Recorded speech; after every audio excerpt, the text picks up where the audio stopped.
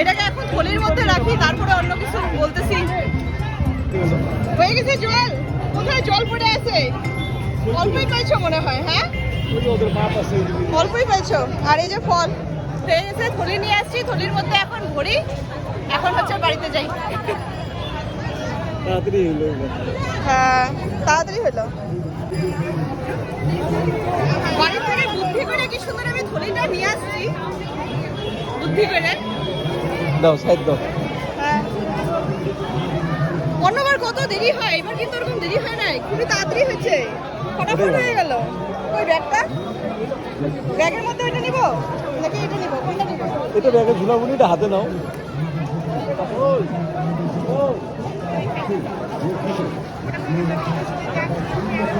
বন্ধ করে দিলাম। হ্যাঁ